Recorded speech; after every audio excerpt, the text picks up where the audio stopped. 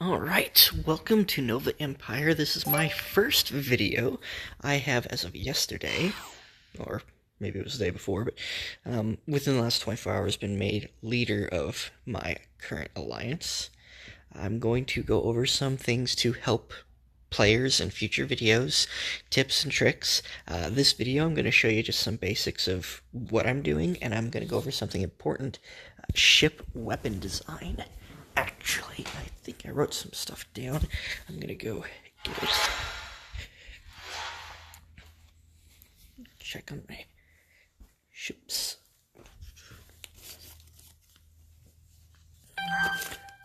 There it is.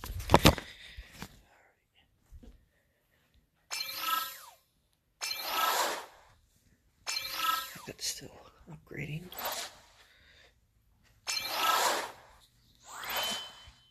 Wrong button. Here.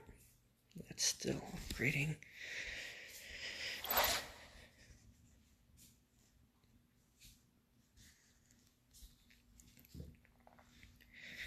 Alright, so here's the system I'm currently docked in. My alliance that I joined was named before I got a hold of it, but it's called PC. We're in the top right. Let me show you the galaxy map here. And if you wait a few seconds, it will upload, show the territory, the name, and a little picture. There we go. PC. These are our territories. Not looking to push expansion, just focusing on getting our defenses all set up and everything. Anyway, back in here. And I'm hoping you can all hear me, and the sound is not screwing over things. I've had that happen with past videos. Now, one thing that I like to do here is, when I'm not doing anything, I will take out these little pirates, and I will make it to where there's a bunch of 2 stars all over the place, preferably the stronger ones. So when I do the pirate missions, I only have to fight maybe 1 or 2 things of pirates, and get the big rewards from those when I need them, resources. Anyway, but we're going to go over ship design. Naval Academy. Ship design center there. Now, when you're designing your ships, a lot of you are probably at a complete loss for what kind of weapons are good for what, and what kind of ships are good for what. You know, what should you be building? How much does it cost? Is it worth it? And let me go over a few things. So early on, the only thing you've got access to is your gunship. Now, your gunship is very basic. It's very cheap. It's very fast to build. And quite frankly, it's not good. Even in mass, it's not very good. But it's what you have early game, and if you don't want to be spending a lot of resources or you want to build a bunch of cheap ships, it's useful for that. And saying it's not good is not completely accurate. It's not good for combat. It's not good for its cost ratio. It's not good for its amount of command points that it will take for your army, the leadership. But it does have, besides being cheap, one really good quality, and that is its speed. If you look at its movement, it's 1,200. So if you have an army with even just 1 slow ship in it, you're going to lose all that speed bonus, and it's useless. But if you have an army of only gunships, this could get to a location extremely quickly that's far away and back, and also it can intercept fleets. Maybe someone has a fast fleet. If this thing is faster, you can intercept it, force him into combat while your slower fleet catches up to it. So they're good for scanning planets. They're good for taking out weak pirates. You know, getting to a resource to protect it. If you have a ship collecting, so they do have their uses. Now it is a weak hull, and let me go over some things about weapons, because you're like, what weapons do I need for my ships? What weapons? Well, there are 4 types of weapons in this game. There's your beam or energy-based weapons, your robots, your little, things that go out, your cannons, and your missiles. Now, the missiles are the worst in the game against every type of ship except for a heavy ship. However, when you're fighting a siege or a super, like a base, or some super unit, which I've not even ran into a super unit yet, maybe like the Kraken, the missiles are the best. So you might want to have one army that focuses on missiles to deal with bases and super units. But Other than that, you don't want missiles. They're not good. I actually made that mistake early on of building a missile fleet because I had a... That's another thing. You want to build based off of your heroes. If you look, I have... This was my main offensive hero for a while because it's got an offensive plus 10% and missiles plus 24. So my missiles were getting like a 34% buff in total, which was great. But yeah, that missiles being already weak against everything, not quite as good as I thought it was. And I know that now. It's still a good person to put if I need to do a bunker buster army against someone's base. But other than that, it's not really that great. Also, you're going to want to have an offensive and defensive armies. Defensive armies will usually consist of cannon fodder, people you don't care about. I actually have a hero specifically for a cannon fodder army, because they get shields back when they get out of battle, and they have increased cannon damage. I can throw cannons on them, so it's literally cannon fodder. I've got another defensive army that uses drones, which is pretty good, because he's got just fleet damage taken minus 10%. That's good for a defensive army. Where your offensive armies are going to be more, how much damage can they do? Here's one for my lasers, and I've got... This one's more of a defensive, but I still need to upgrade him because I'm not using it too much.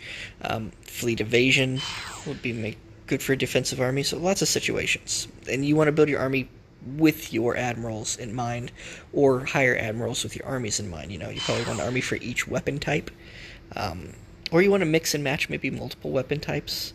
But, as I said, missiles only good for, hitting someone's base like this, or some super siege thing, which might be part of events.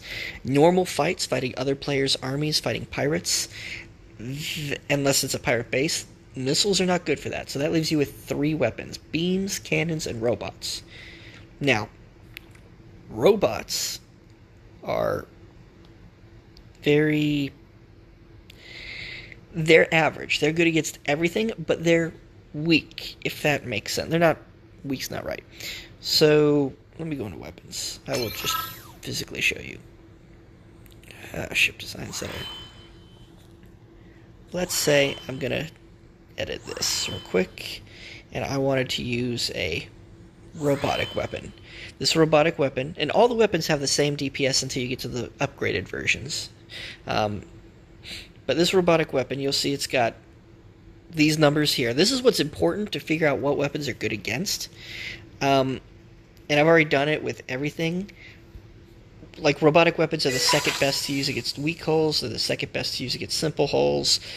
They're in tie for the first best to use against light hulls. But they're only second best for standard and heavy hulls. So, their numbers are usually pretty good. They're either 2 or 1 for your different types of ships that you can use. But then you've also got what kind of defense they're good against, which you'll find in shield piercing, armor piercing, stuff like that. Now, the mini drones have 40% armor and shield, where beams or cannons might have 50%. Let's look at a beam real quick, which is what I've got on it. This one has 50% armor, but no shield penetration. Where if I went for a cannon, I've got 50% armor and shield. And that 10% actually makes a difference, meaning that the drone is a weaker weapon than those weapons against that type of defense. And since it's weaker in both cases, your cannons or your beams will do better than your drones overall. The beams will do better against weak and simple hulls, and the cannons will do better against light and standard hulls naturally than the drones. Tie with the light, but yeah, better with the standard. But when fighting the proper defense, they will be even stronger than the drones more. That stacks. 10% here plus 10% there. You're looking at 20% damage increase by picking a beam or a cannon if it's the right one. If it's the wrong one, you're only looking at about a 10% decrease, but you also have that 10% increase, which kind of negate each other. So if you're fighting the wrong one, a beam or a cannon is just as good as a robotics weapon. But if you're fighting the right one, it's better. So the robotics weapons are not the best to go with. They're a very good average, but by getting that average, you're taking a slight hit to your offensive capabilities potentially, overall, in like just comparing all situations.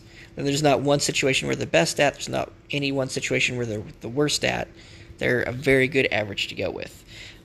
But as I was just saying, the beams are really good against the smaller vehicles, which you're going to be fighting a lot when you start off. When you're first building your army, you want to focus on beams. And that's why you actually see a beam right here on my basic fighter. Because beams have high accuracy, they have the most percentage damage against the weak and simple hulls. Like, weak hull 100%, simple hull 75. Where if I went over to, say, a cannon, weak hull 80, simple hull 65. So you got a 20% difference against, anything with weak, and a 10% difference against anything with simple. And cannons are not bad. But if I was to go, say, even further over to the missiles, which are the worst against weak and simple, you look at 70 and 55. So it's a 30% reduction from beams and a 20% reduction from beams for the weak ships. So yeah, fighting the weaker ships, beams are the way to go. Fighting the more medium ships, beams still are useful. They're like either in tie for first.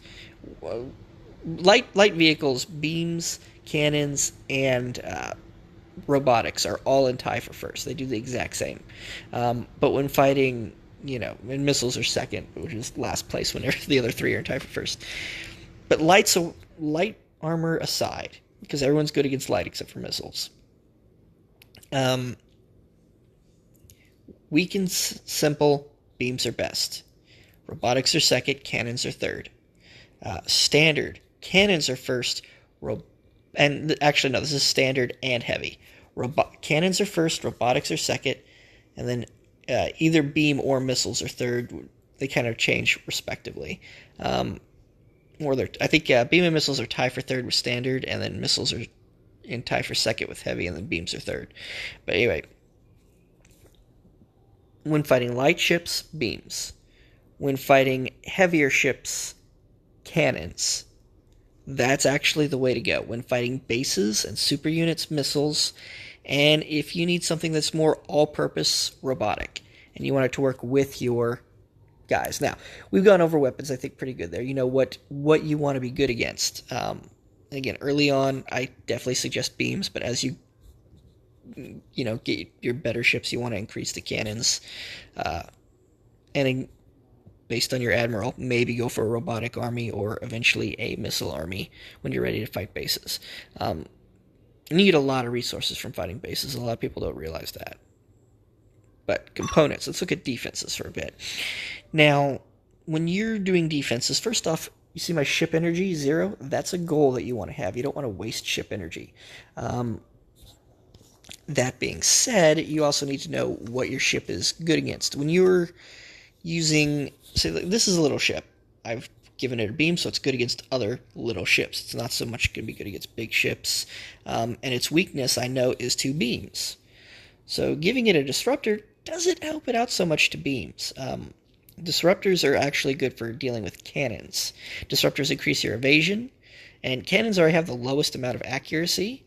They're on 80% accuracy with, like right here, I've got a 39% base evasion. So they'd only have a 41% chance of actually hitting my ship if they were using cannons. Which means the ship was twice as strong as it would normally be when fighting cannons. But when fighting beams, this isn't going to do very much. The beams have, I think, 130% accuracy. So I only have now that I have that on, like a 9% base chance of actually avoiding the shot, where I wouldn't have avoided it at all before. But when fighting beams, you normally want to focus on shields. With small ships, which are weak against beams, you want to focus on shields. When you're fighting with bigger ships that are bad against cannons, you might want to consider disruptors like this to avoid the cannons, if you want to be good against what they're weak against. You could also, though, do like I did here, and you can focus on what they're already strong against and make them super strong against it. So in which case you can make beams completely useless to big ships by throwing on a good number of shields, where you can make cannons completely useless to small or fast ships by throwing on disruptors.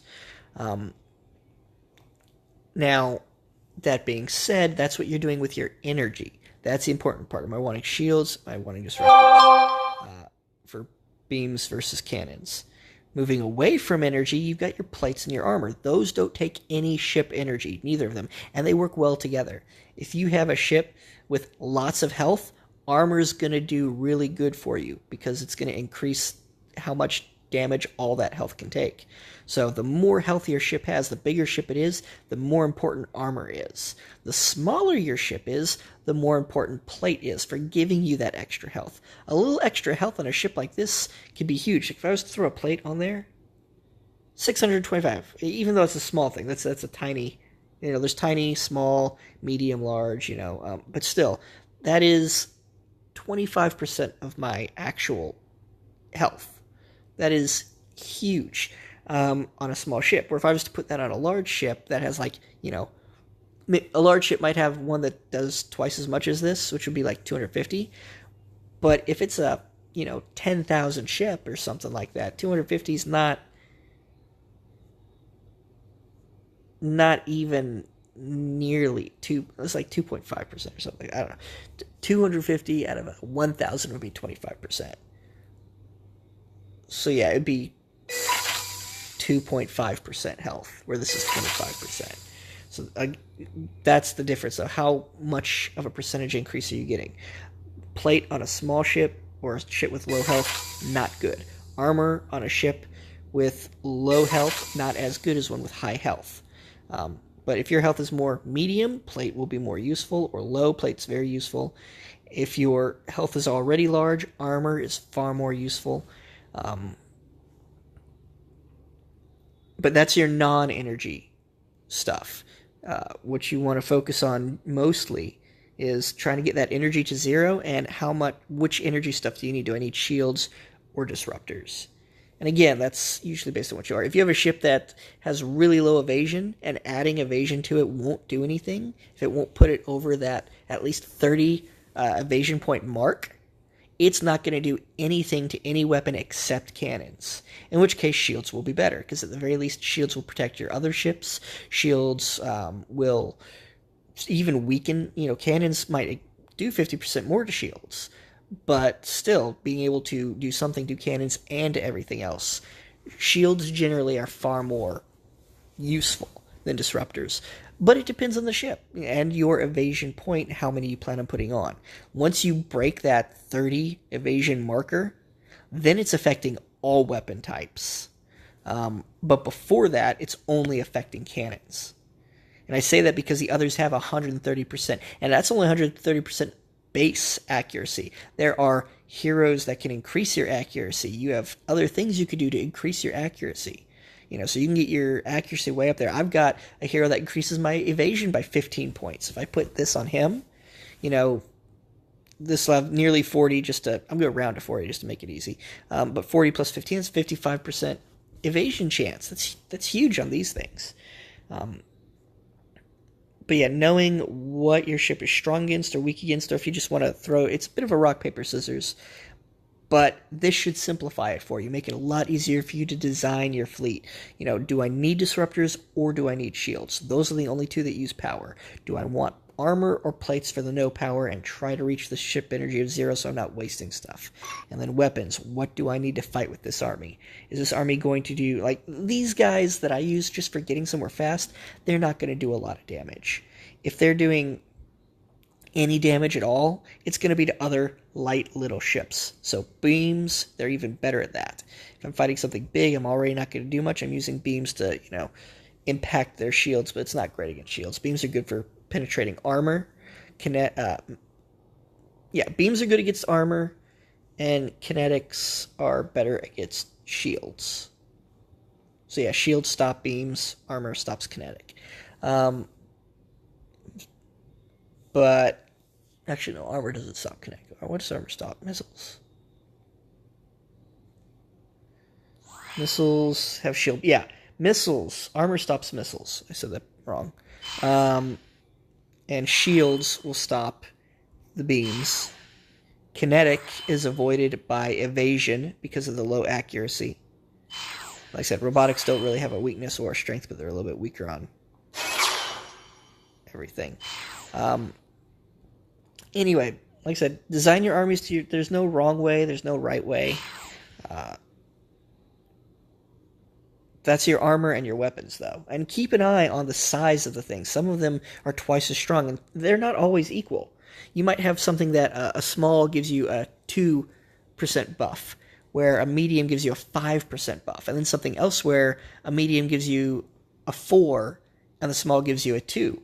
In which case, make that one the smalls. So if you do 2 smalls, you get 2 and 2, which would have been the same as a medium, and then throw the other one as the medium, so instead of getting 2 and 2, you'd get a 5. So you get 9 instead of 8. So definitely pay attention to that. I see that mostly in armor, but it can be in other things. Now, as far as what ships should you build, and don't forget, you're going to unlock extra designs. Like, I only have the one gunship unlocked. There are other gunships that are even better. I can't speak for those designs. Usually, the designs you unlock are better than the ones you start with. But gunships in general, at least the base one, is only worth it for the speed to harass to get somewhere fast. The frigates, and I actually have the upgraded frigate here, they are great for cannon fire. This is going to be your main bread and butter unit, as far as I can tell. And the reason is to build them, and to build the fighters, it only takes materials. So you're not spending any crystals, you're not spending any alloys, and the same with rebuilding them. And that's another thing, too. When you are building, like I said, you're going to want offensive army and defensive armies. Your defensive armies can run interference while your offensive armies come in and fight right after them. So your offensive armies take little to no damage at all, where your defensive armies take the blunt of the damage. And making an army of these, or of the fighters for your defensive army, if you lose them, you're just losing a few, cheap guys that are really quick to build, really cheap to build. It's just materials. And if you have to repair them, even repair costs will cost you what they take to build. So if you have a bunch of expensive stuff, you've got to spend crystals, you've got to spend alloy on repairs. Where if you only take damage with these guys from your defensive army, you're only going to spend materials on repairs. And that's a huge difference. But yeah, this is your main bread and butter, because as far as I know, so far, this is the largest material-only ship that I've seen when building. Then you move on to your destroyers. Destroyers, a nice unit early on. It's another cheaper end unit in total, though, by the time you get most of your stuff that you can build. It costs materials and a few crystals. So this is another potentially defensive or a filler. It might be your big offensive early on, but later on this is more of a weekend. I don't want to build a lot of these because of their command point cost for my army to make the really powerful offensive army. But I could, if I've got extra crystals, pump out a few of these so that I can keep earning or making crystals. And they are definitely better than the previous one, which was mass only, or materials, not mass, I'm sorry, materials only. But it really depends on, am I doing really good with crystals and where you are in the game. Like I said, early on, this is going to be your offensive thing for a while. But later on, this is just a filler unit. It's almost garbage. There are other versions I've not yet unlocked, though, that might be different. But yeah, if I want to build something that takes a little bit longer to build, costs a few crystals just to spend them, this is the way to go. It's not bad at that. It's still a cheap unit and easy to repair, not a big deal. Now, moving on from there, you've got your light cruiser. This thing costs a little bit more crystals, but you're still not in the alloy point. If you're going to try to build something for command points, this is not bad. It's not amazing, though, because its speed is also down to 600, but depending on what else you're running, this is not a bad primary offensive unit right here. If you want to start off building 4 offensive stuff, once you get to this is actually a good ship, even at my point in the game. Now, I'm not at level 6 station yet. I'm working on it. It takes forever to get there. Been upgrading it for a while already.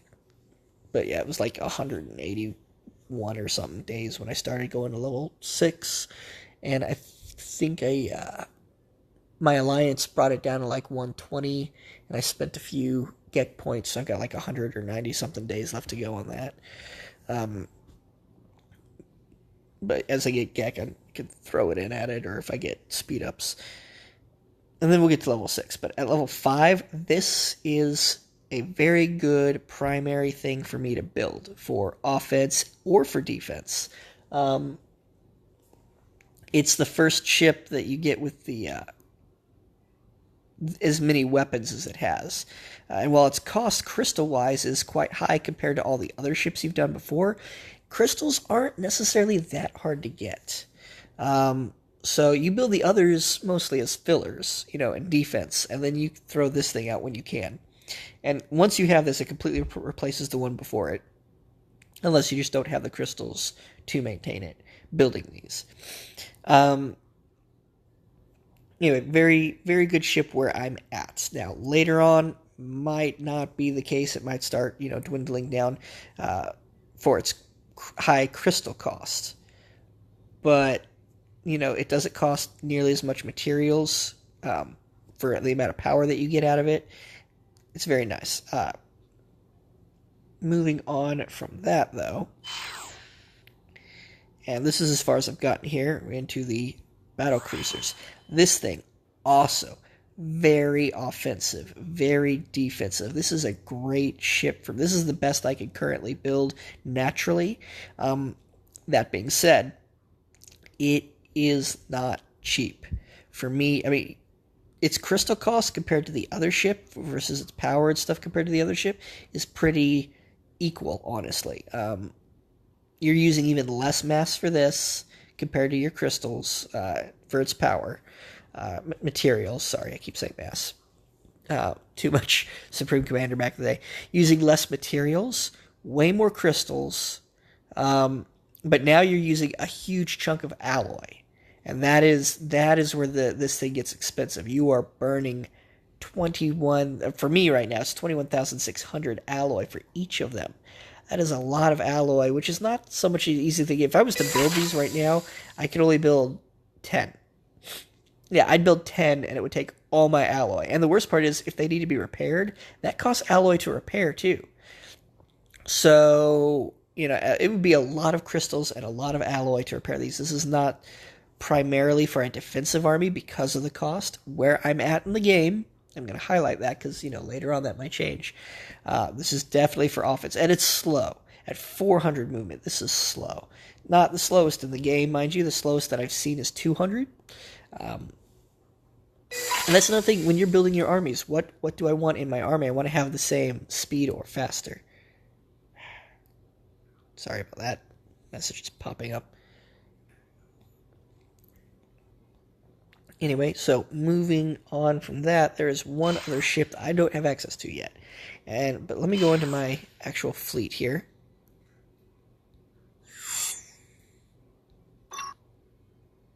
Actually, no, I can go to my dock. Nope, it's under here, that's right.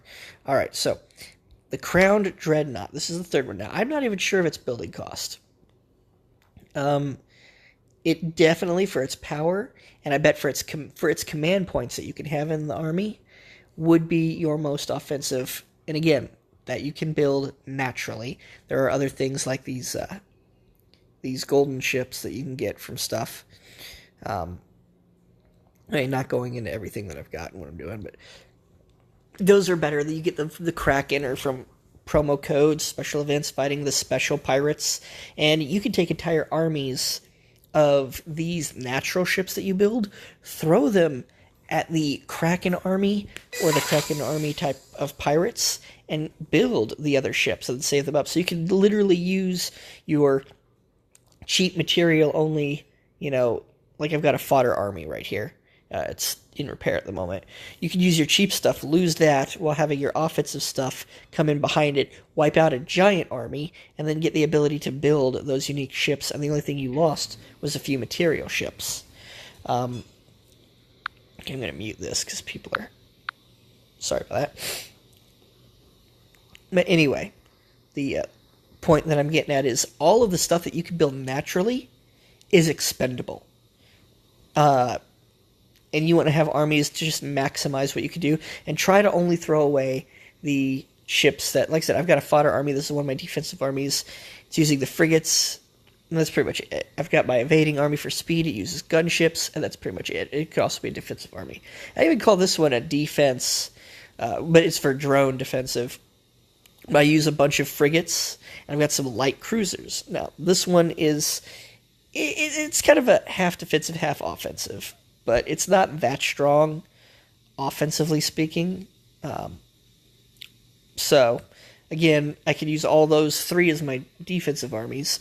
Offensively, I've got, in my dock right now, I've got that other hero I could switch out for Admiral, and I would throw on things like these cruisers I made, which are just covered in missiles. Literally nothing but missiles, because they get like that 34% buff to their attack, and have my defensive army run from them. That would just wipe out a base and any large ships that would be defending, while all my other stuff is usually focusing on, oh look, I've got cannons with this fodder, which will help with some of the larger ships. My evading army has beams to help deal with smaller ships, and my defense actually uses drones, which is more all-purpose. So depending on what, you can look at your opponent's fleet and see, does he have mostly small ships, mostly large ships, and then my laser offensive stuff is going to be really good at wiping out all the small ships. So this comes in, wipes out everything small, and, then I can come in with, like, defense. I don't have the best thing to wipe out large ships yet. Again, I'm still working on it. I can handle them with sheer numbers. Oh my god, everybody's wanting to chat with me today. But I don't have an army specifically for just large ships. But yeah, my laser ship... honestly, the only thing I have just for large ships would be my fodder army. It's there to die, but it can help handle the larger ships. And then this is more all-purpose, so it also can help handle the large. Technically, half of my stuff can deal with the large ships quite well overall. It's just my evading, which I don't use in my laser army. That's not designed for that yet. I'm going to be able to make 2 more armies if these locks up here are both accurate. Then I'll get both of them. And like I said, I'll have 1 army for bases and 1 for specifically for the larger ships with my largers. So I'll have 2 offensive, 1 for little ships, 1 for larger, 2 defensive, maybe 3, and then 1 for bases and supers. And that's just me. You can do it, whatever way you want, based on what admirals you get. I like naming them on the top left there. Where was I at? Oh yeah, so the dreadnoughts. So this thing for their command points, like if I take one of these off, it's like 7,000 power. So just 3 of those is 20,000. Almost 21,000. But yeah. And that doesn't take that many, I think, command points versus their power. So if you want a really strong, powerful army, the bigger, more expensive ships are the way to go, offensively speaking. But you definitely don't want to use them defensively. Defensively, you want the cheap stuff. You want those fighters. You want those frigates for that. And even potentially light cruisers or destroyers. Which the light cruisers and destroyers will cost some crystals. Like if I want to repair this right now, it's going to be 229 crystals to repair that. Just because they're on there. In fact, still repairing something. Yeah. I had to repair this army earlier today. And I had a whole bunch of stuff damaged. It took me like 2 hours. But it took me like 200 alloy, 3,000 crystals, and I hadn't lost anything. It was just because I've got the expensive ships on it. And right now I've got to repair just 6 ships, a little bit of damage, 8 minutes, but still 380 crystals, 39 alloy. So yeah, you can get the general idea. Also, something you can do while I'm in here talking about it, you can jump into an area. Let's see. Okay, see how this says move to dock? These are what is damaged. If I click move to dock, it only moves the damaged ones. So what you could do is you can move all the damaged ones to the dock from that army, and that army can then, you can put new ships in it. So I can move the things to the dock, put new ships in it, and then send this army to fight. I could move the ships to the dock, put new ships in it, send this army to fight. Move the ships to the dock, put new ships in it, move it to fight, same thing. And then I could go to the dock and repair everything all at once. So I don't have to, you know, repair this army, then that army, then that army, if I'm in a hurry. Again, personal preference, I don't always do that. I mean, as you can see, I'm repairing right now. Got 42 minutes left. It's just my fodder army. I didn't care too much about using it at the moment. Nothing's going on. I figured I'd make a video. I haven't moved anything from this. I don't have any immediate need to do any of that stuff right now. But, like I said, hopefully knowing what type of armies you want. Oh yeah, and I think we talked about speed. With my armies, you know, I've got... Let me go back into that. This whole defensive army, light cruisers is the slowest vehicle in it. So it moves at the speed of the light cruiser. Which is 638 for my light cruisers right now. My evade army is the speed of the gunships. That's 1,200. My fodder army, frigates. So it's the speed of the frigates, which I think is like 600 or some 800, maybe 1,000. I don't have the frigates memorized. Let me look. If I was to just select a frigate. Okay, 1,000. So yeah, I've got 600 here, 1,000 here, 1,200 there for my armies. And then my laser army actually has my slower stuff on it, which at the moment is as slow as my dreadnoughts at 200.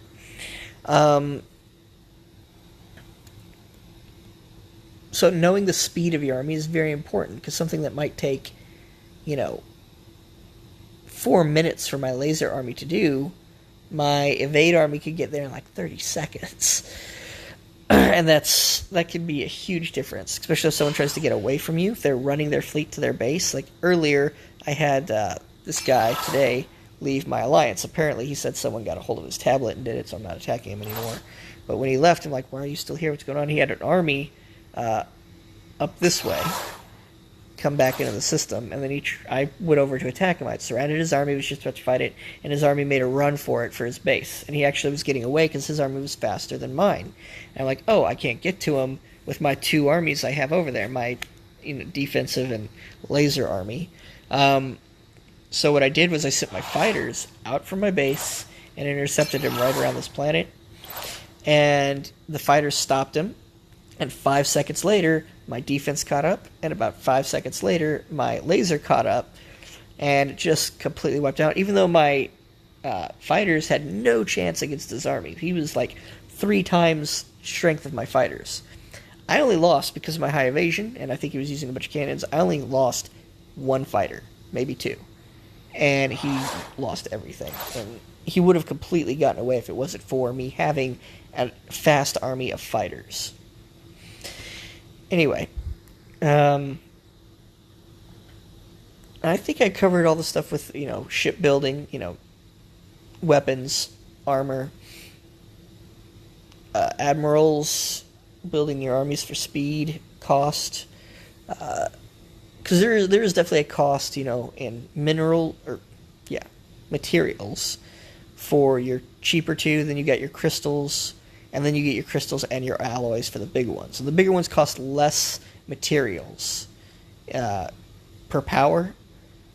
So if you're building big ones, your materials go up, and then you can build a lot more fodder ones.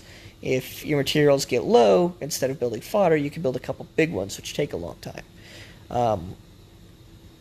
And definitely build extra ships. Have them just sit in your base. If you got all your admirals out and your base gets attacked, you want those ships to be able to defend your base. If you bring your army's back and you need to replace ships and you don't have time to repair, you can do that when you have copies of the ships that your army uses. So, also, what if your army was to get wiped out? All you'd have to do is get your admiral back and make a whole new army if you already have it. And technically, you could use an army again and again and again, and they could keep losing, but you could still eventually win a battle. Not that I've had to do that yet, but I'm assuming with Kraken, that is an important thing. You want to have at least 100,000 when going into Kraken.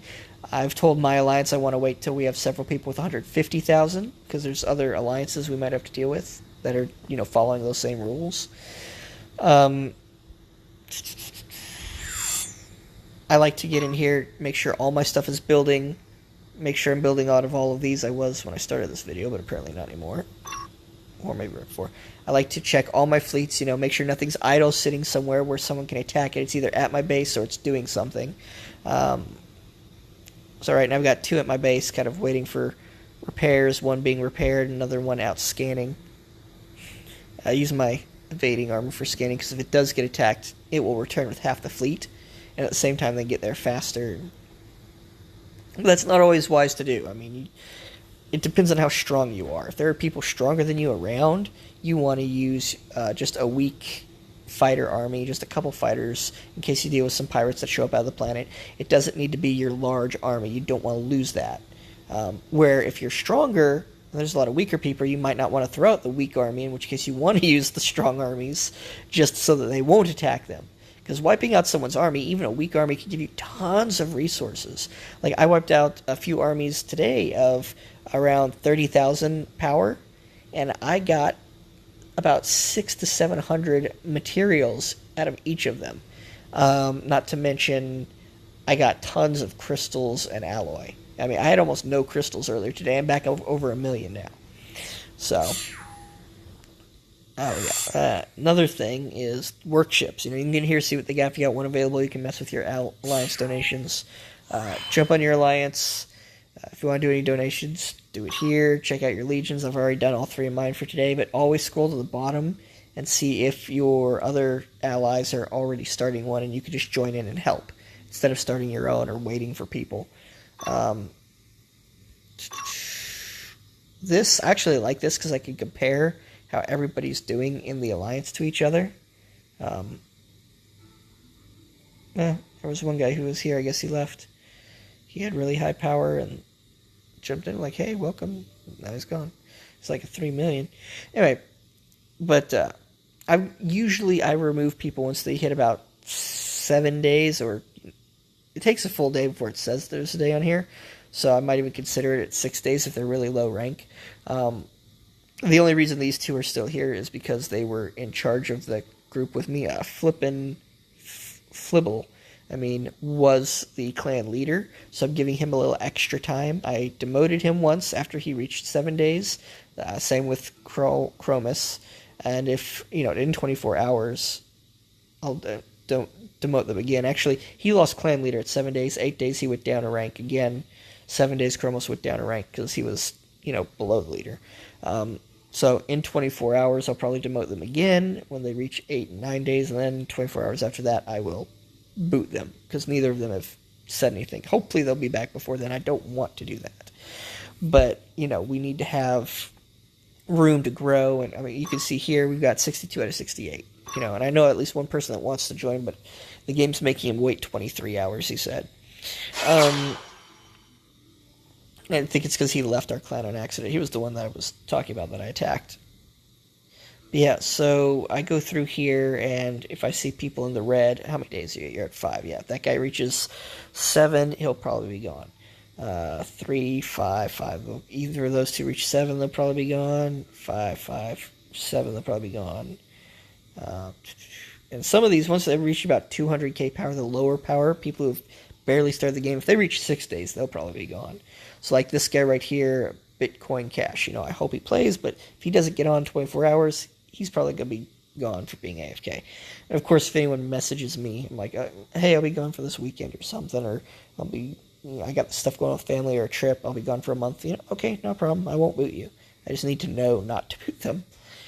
Workshop, a lot of clans have rules about who can purchase what, and they can actually look at the history, and they can boot people that do things wrong.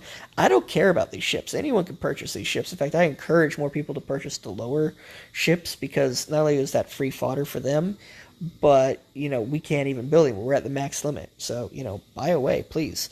The only thing I'd probably be buying from this though would be the Crown 2 ships.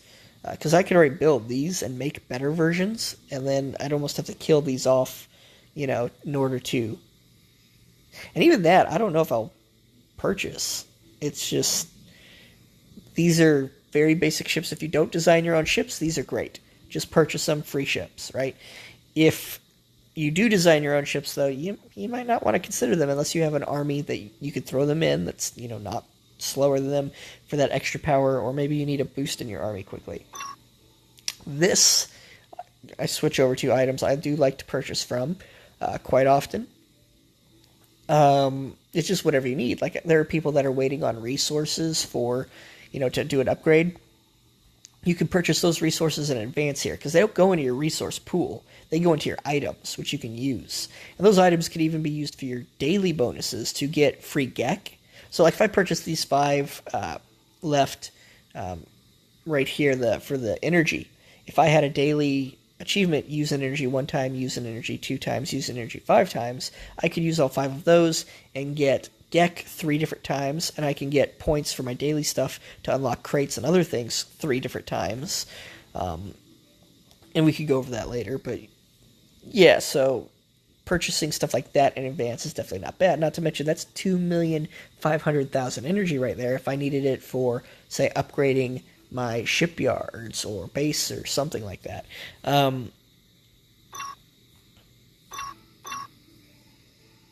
Oh yeah, and rank ups. If anyone in my clan decides to watch this, they want to know how I'm dealing with ranking up people. What I look at is if you reach half my development and you're active, I see you on for more than 1 or 2 days in a row, I'm going to rank you up from this base level to the next one. And then out of those people, if they're on very often, they're doing things in the clan, helping out, I feel I can trust these people, because anyone with a higher rank can boot people. Then they get the next rank up. And I'm just very cautious about giving those out. And the only way you rank down is if you are AFK for a long time, but I've held off on booting you. If you get to the point where I would consider booting you, but you already have rank, I would rank you down, give you a full extra day, see if you come back. Maybe rank you down again, give you another full extra day. But after that, then, So that's why, again, there are people here with like 7, 8 days, even though I don't normally stand for that without, someone saying, hey, something's going on.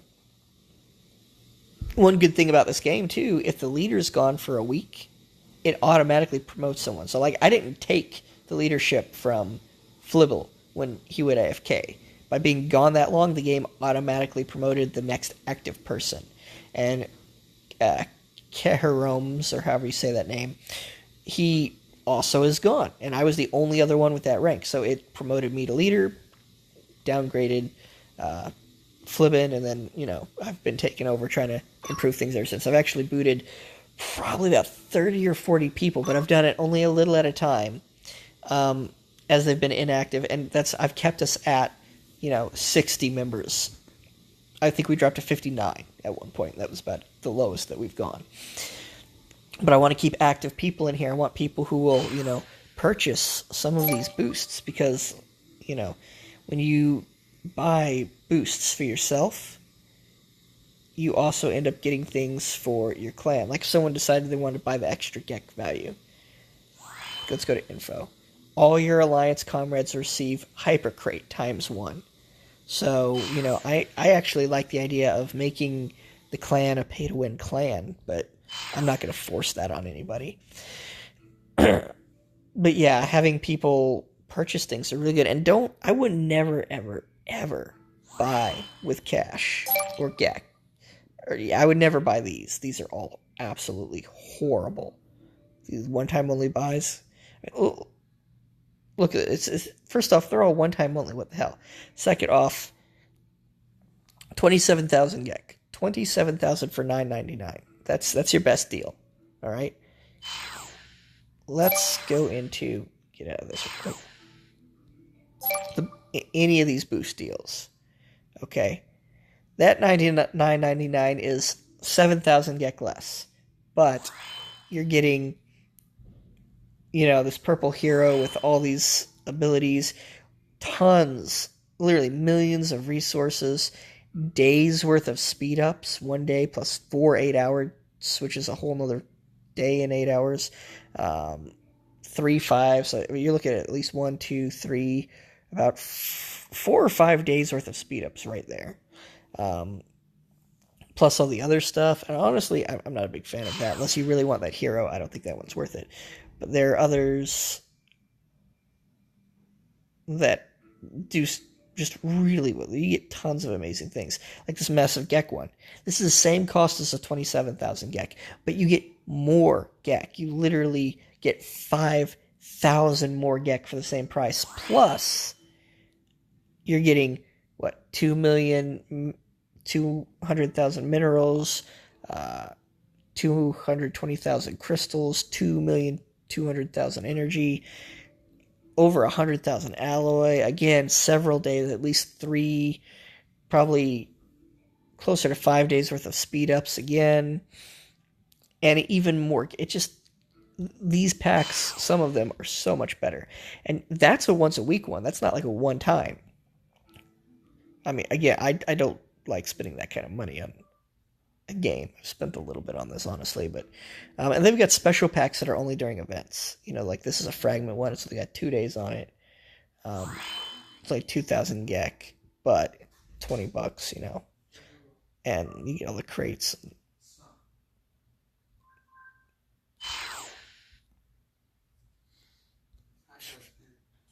Anyway, well, I'm going to get off here. I think that's enough for the first day. I will try to do a video to help you guys out if you have any questions, or maybe I could do a weekly thing. I don't know quite yet how much I could do on this game, but I think I've covered a lot actually today, and I hope this stuff helps. And let me know if you guys want to see more, and in the comments, let me know if you have any questions, specific thing you want to see, like how I deal with maybe a certain event, pirates, something about my base, how I've designed it.